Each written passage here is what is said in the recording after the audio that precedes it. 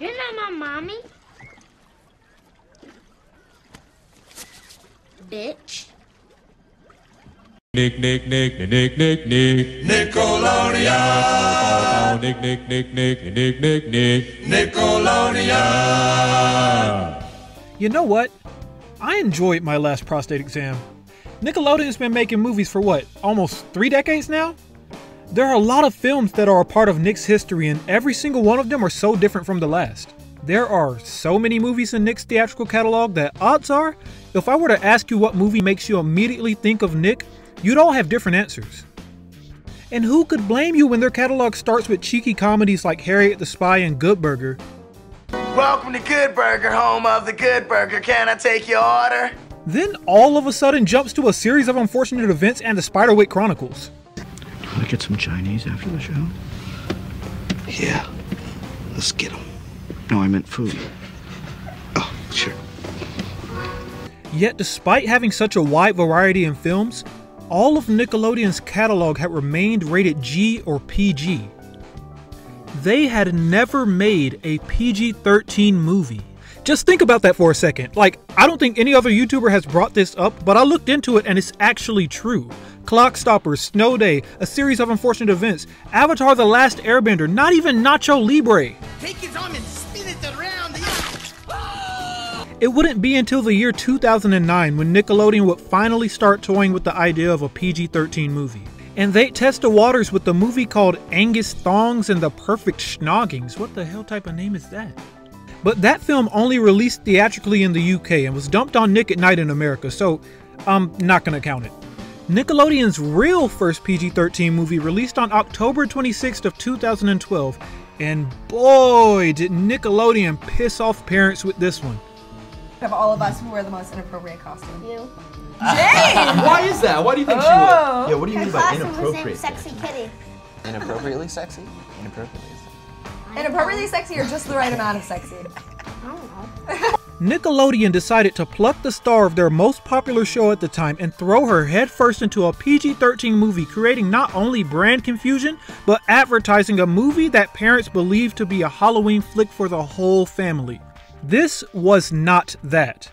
This was a film that ScreenAnarchy.com labeled "Too Dumb for Adults, Too Dirty for Kids." And that movie's name was Fun Sized. So, what's the big deal with this movie? Okay, imagine you take classic movies like Babysitter's Club and Goonies, then throw them into a blender with Not Another Teen Movie, American Pie 1 and 2, add a dash of Scary Movie, and then slap a Nickelodeon logo on it. Ow! Ow! Not that type of Goonies, you nasty weirdos! This movie is an amazing train wreck of ideas just colliding into each other. On paper, none of what I just described seems like a problem. You have your basic teen movie tropes like the dysfunctional family, wanting to get into a perfect college, yada yada. We've seen similar tropes time after time and it's been harmless enough, but you know what? Rewatching this movie after 12 years, it really does try to break that mold. Despite that, the problem was this was Nickelodeon, and neither the kids nor the parents were ready for it. Now, any way you want me, now you know, as long as you want me now. The plot for Fun Size follows a high school girl named Rin who isn't predisposed to living the popular kid life. Until she gets an invite to a popular kid, who looks like a 30-year-old, Aaron Riley, to come to his Halloween party for a night that will surely change her mundane life. You coming to my party tonight? As Halloween comes upon us, Rin gets prepared for the night of her life, but her mother forces her to take her little brother out trick-or-treating instead. You're gonna watch Albert tonight. I'm going to a party with Keevan. Now, why can't the mother take him trick-or-treating? Turns out she has plans of her own. She's completely lost any will to run the household or put any effort in after her husband, their father, passed away. When my dad died, my mom kind of lost it. She started dyeing her hair blonde, shopping at Forever 21, and going out with a person named Keevan. So now she's seeing a much younger man and partying her life away because it's cheaper than therapy, I guess. Classic brooder.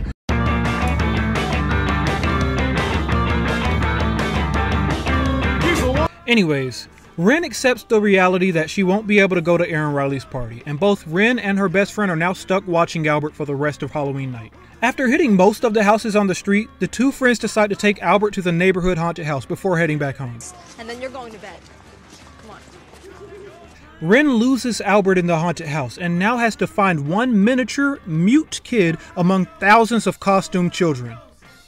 Well, mostly children. Hey! I'm not doing anything wrong. This is 100% legal. Yes, but very, very creepy. Now the gang is tasked with finding Albert with no car or no means to contact him in any way. As the mystery gang gears up to find their missing member, Albert has made his way on the other side of town doing his own side quest, where he finds this man. This man. See him right there? Yeah, this man is a lunatic. The most unhinged of psychopaths who has absolutely no business being anywhere outside of an insane asylum, especially no business being around children. Jeffrey Dahmer has come off more sane than this guy. Oh, kids. Hey, I just want to talk to you. Why don't you come over to my place for a glass of wine and a couple of fruit pies, and then we can go in the back room and play crazy snakes. Anyways, Albert finds his way to the convenience store to grab a slushie and sits outside alone. Fuzzy, the convenience store employee, decides to abandon his shift and runs out the front door with an arm full of toilet paper and a carton of eggs when he sees Albert sitting all alone. And instead of attempting to help this kid and find his legal guardian or call someone to ensure his safety, this grown, adult man decides to manipulate Albert and bribe him with free Funyuns for life if he came along with him and helped him with his crimes. Just get in my car and we'll roll, man, like homies. Not that I'm luring a kid into my car. I'm not luring a kid into my car. Let's check. Jumping back to the A story, Ren bumps into two friends who are also out for Halloween. I mean, they're nerds, so of course they aren't at the party, but they're kind of just dicking around at a gas station. When Ren remembers that Roosevelt, one of the nerds, has a car and they could help her find Albert, the only problem is in order to use the car, Roosevelt has to ask permission from his moms. Yes, moms. Nickelodeon was actually pretty progressive back in 2012. I mean, his moms are complete lesbian stereotypes, but they're nice enough, so a win's a win, I guess. The moms say no and refuse to let Roosevelt borrow the car, but the gang is able to steal the keys away thanks to an unfortunate mishap from April. Sorry, I don't think I properly introduced this woman. April is Ren's best friend who could care less about Albert being missing. She just wants to get lucky tonight, and she'd do just about anything to make that happen, even if that includes putting Nair on her butthole in order to burn the hairs off. Oh my god, my ass is killing this cat. Which, the butthole Nair is so powerful and gives off such a powerful scent that it overpowers the mom's cat's allergies, allowing them to sneak away with the keys to the car. Drive really, really carefully. That's cinema, baby. I'm sorry, that's cinema. Back on the other side of town, Albert and Fuzzy are about to TP a girl's apartment. Why, you ask? Because Fuzzy's a cuck. You'd think being clinically insane was enough, but nope. He wants to get back at his ex for leaving him for another guy. They reveal the other guy later and he definitely ain't perfect, but at least he's not inviting children he just met for joyrides in the middle of the night. I'm not luring a kid into my car. But a little toilet paper in an apartment is innocent enough, I suppose. Until said toilet paper hits a candle, causing the apartment to erupt in flames. Where have I run?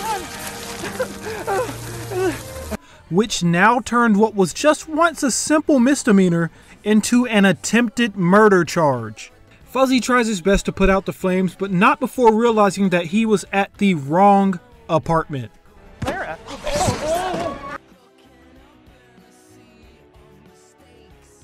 All of this happening while Albert is watching from inside the car. But Fuzzy parked in a tow zone, so now Albert is being whisked away yet again. He really loves that candy. The gang then decides to check the local fried chicken place because, of course, and ask the employees if they've seen Albert anywhere. Fat, one-armed Spider-Man been through here? But to no avail, and to make matters worse, yet even more trouble seemed to be coming their way. Gotcha, turds! Thought you dished us, didn't you, fart breath? as the gang all of a sudden ran into two bullies dressed as the Hulk and a copyright-free gladiator, who won't let them leave without a fight. I mean, I forgot if they like scratched his truck or something, but I don't know why these two bullies just are not leaving without a confrontation.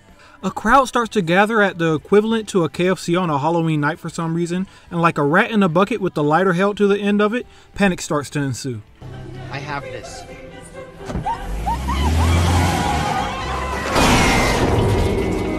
Which causes the giant cock on the top of the building to fall and crush the back end of the vehicle, as it's stuck and forced to forever thrust the back of their car.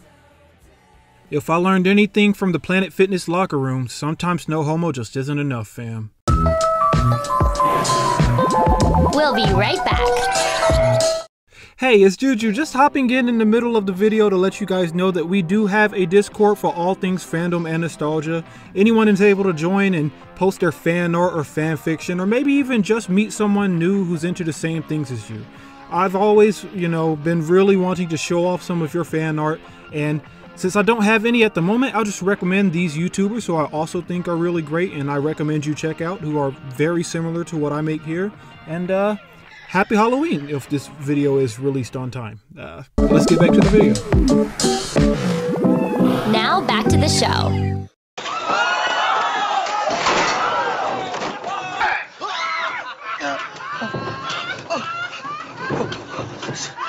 This is kind of a crazy scene because we're obviously at Captain Chicken looking for my brother Albert, and Roosevelt accidentally put the car into reverse. We hit this pole and this chicken falls on top of us and starts humping us, and we're just in complete embarrassment.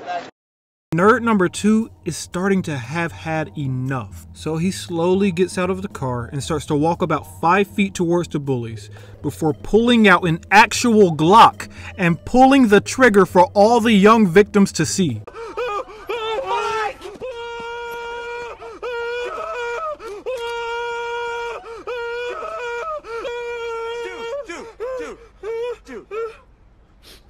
Dude, it's chicken. Chill out, dude. It's just chicken. This guy almost performed a public execution in this PG-13 movie. What happens if the chicken wing wasn't there? He was just gonna shoot the guy in the head. I'll just shoot him in the head. Yeah, shoot him in the head. That's right. I'm gonna shoot him in the head. Uh-oh. So far in this PG-13 Nickelodeon movie, that makes 2 counts of attempted murder. 2! Wow! If I had a nickel for every time I was doomed by a puppet, I'd have 2 nickels, which isn't a lot, but it's weird that it happened twice, right? Over on the B-plot, Albert spotted the guy who cucked Fuzzy and attempts to take him down. But since Albert is just a freaking 6-year-old, he doesn't actually have a plan. He just decided to stow away in another random and potentially dangerous adult's car. Back with Ren and friends, April escaped the car during the shooting so she could go to Aaron Ryler's party, leaving Ren and the nerds stranded. But Hope does come back into the picture because April calls Ren to tell her that she just saw him at Aaron Riley's party. Here! Where? At the party? I just saw him a second ago. Hurry. April found Albert! So Ren and the crew rush to the party and spread out to search for Albert. But he's not there.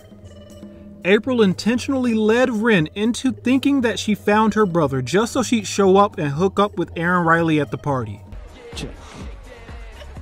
I can't believe I actually thought you found my brother. Really? Because I totally tried to make it sound like that on purpose. Her brother is 6.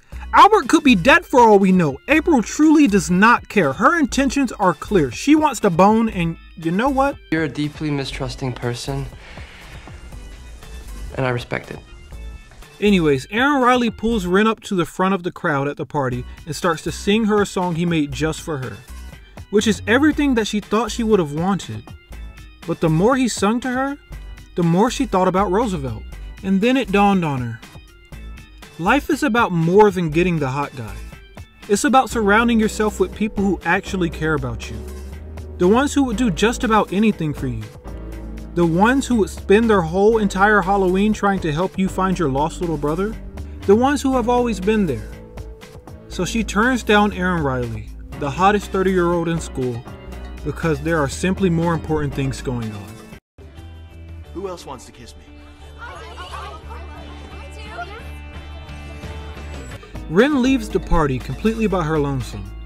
No friends left, no car, and to make matters worse, she gets a call from Albert's kidnapper demanding a ransom and giving his address. And at the same time, her mom just texted her that she's on her way home.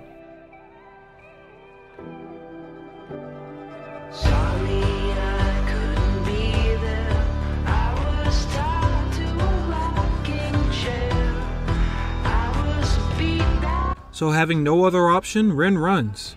And she runs as fast as she can all the way to the kidnapper's house just so she could try and get her little brother before her mom arrives at home. He won't let Albert go unless she pays a ransom. Otherwise, he's calling the police, despite the fact that he was the one who's kidnapping a kid, technically. But it's at this moment where Ren is at her absolute lowest, and she so desperately just wants to get her brother back. So she offers something that is irreplaceable and extremely valuable to her.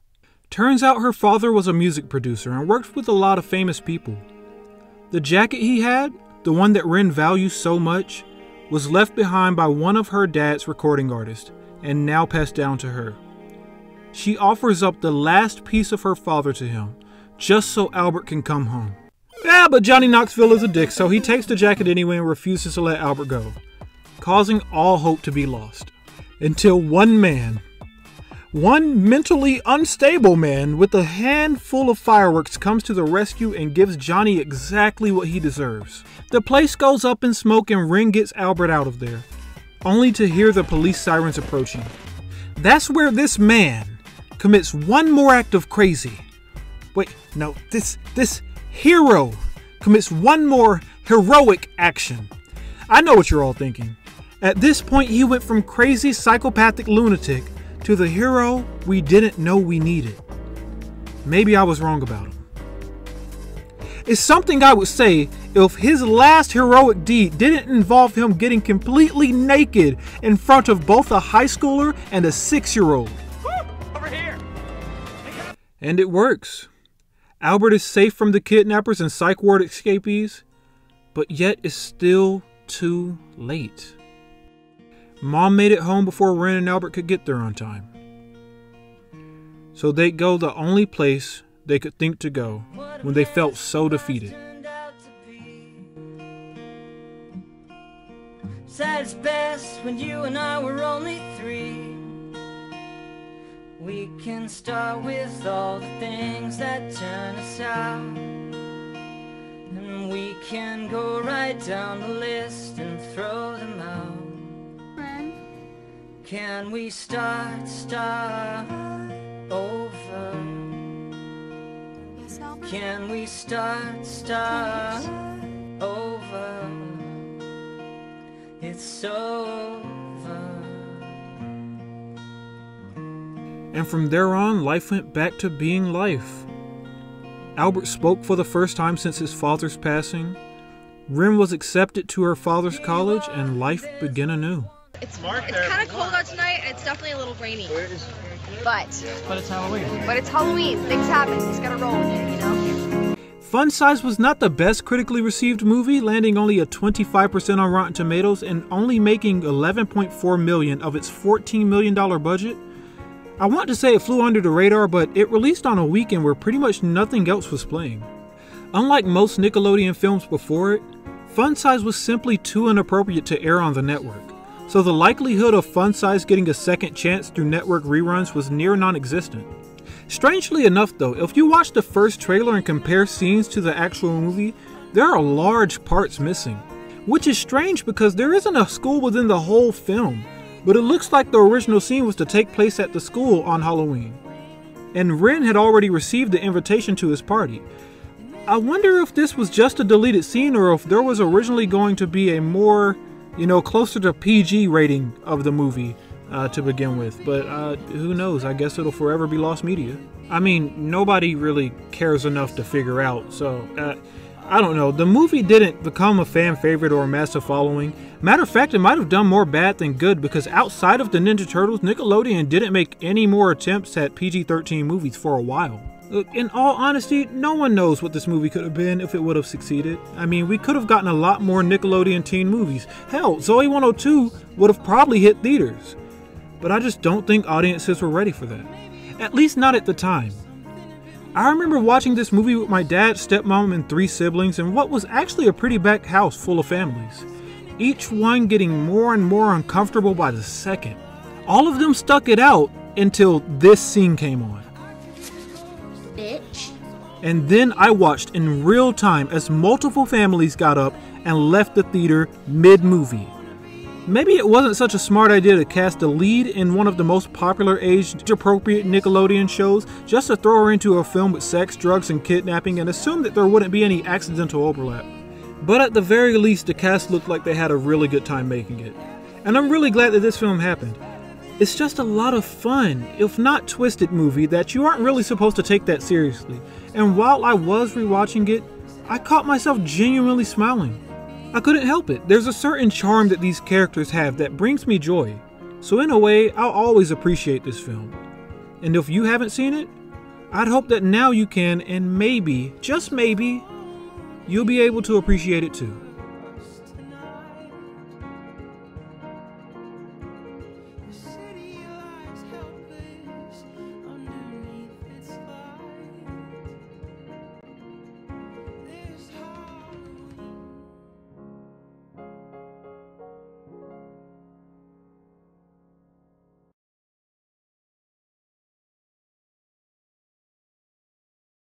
Falling into place. Invited to Aaron Riley's party. Costume figured out. Oh, I forgot to tell you, you're gonna watch Albert tonight.